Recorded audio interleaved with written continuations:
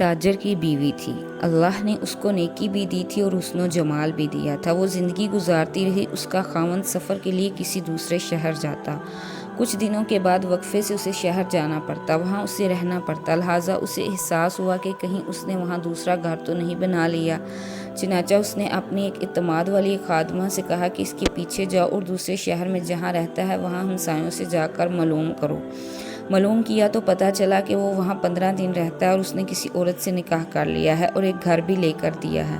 جب پہلی بیوی کو یقین ہو گیا تو اس نے سوچا کہ میرے خاوند نے نکاح تو کر لیا ہے، اگر جھگڑا کروں گی تو خاوند کو خواہ مخواہ میرے سامنے شرمندگی ہوگی، یا یہ بھی ہو سکتا ہے کہ میرا خاوند کھلم کھلا کہہ دے کہ میں ادھر بھی وقت دوں گا اور ادھر بھی دوں گا، تو مجھے ایسا کرنے کی کیا ضرورت ہے؟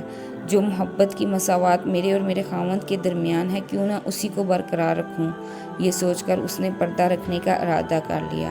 چنانچہ وہ اپنے خاوند کے ساتھ اسی محبت کے ساتھ رہتی رہی، حالانکہ اسے یقین تھا کہ جب یہ دوسرے شہر میں کاروبار کے لیے جاتا ہے تو وہاں اس کی دوسری بیوی بھی موجود ہے۔ اللہ کی شان کے کچھ مہینوں کے بعد خاوند کی وفات ہو گئی۔ جب خاوند کی وفات ہوئی تو اس کا جتنا سرمایہ تھا وہ سارے کا سارا اسی بیوی کے پاس تھا، یعنی پہلی بیوی کے پاس۔ جب اس کی تدفین کا مرحلہ مکمل ہوا اور اس کی وراثت تقسیم کا وقت آیا تو اس کی بیوی نے اپنا حصہ بھی الگ کیا اور دوسری بیوی کا حصہ بھی الگ کر دیا، اور خادمہ سے کہا کہ میرے شوہر کی وراثت میں اس دوسری بیوی کا بھی شرعی حق ہے، مجھے قیامت کے دن اللہ کے ہاں جواب دینا ہے، لہٰذا میں اس کا حق نہیں کھا سکتی۔ یہ پیسے لے جاؤ اور اس سے کہو کہ تمہارے خاوند کی میراث میں سے یہ تمہارا حصہ ہے، اسے لے لو۔ وہ عورت وہ رقم لے کر خاتون کے پاس گئی، کافی ساری رقم تھی۔ اس نے جا کر اس سے بات کی کہ اس کے خاوند کی وفات ہو گئی ہے اور اس کی بیوی نے اس کی وراثت میں سے تمہارا حصہ نکالا ہے، لہٰذا تم یہ اپنا حصہ وصول کر لو۔ اس عورت نے وہ رقم لے کر کہا کہ اللہ اس کا بھلا کرے، وہ کتنی نیک عورت ہے، وہ کتنی اچھی عورت ہے جس نے میرا خیال رکھا۔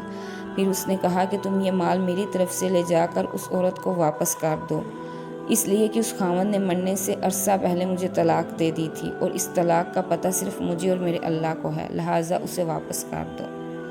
کتنی خوبصورتی کی بات ہے کہ دیکھیں، ایک عورت نے اصرار کیا، اس نے اپنی سوکن کو اس کا حصہ دے دیا کہ آج کے دور میں کوئی ایسا کرتا ہے، اور دے دیا تو دوسری نے اصرار کیا اور اس نے بتایا کہ کیا ہے کوئی آج کے دور میں اس طرح کہ کہے کہ مجھے طلاق ہوگی اور میں اس کا حصہ نہیں رکھوں گی، بلکہ ہم میں سے تو اکثریت اس حد تک اب خود غرض ہوتی جا رہی ہے کہ وہ کہتی ہے کہ جہاں سے بھی مل رہا ہے لے لو۔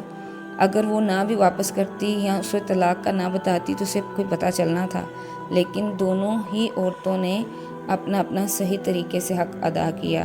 میری اللہ تعالیٰ سے دعا، اللہ تعالیٰ ہمیں بھی فہم نصیب فرمائے، آمین۔ اگر آپ چینل پر نئے ہیں تو چینل کو لائک اور سبسکرائب ضرور کر دیجیے گا، نیکی و اخلاص کی نیت سے آگے شیئر بھی کر دیجیے گا۔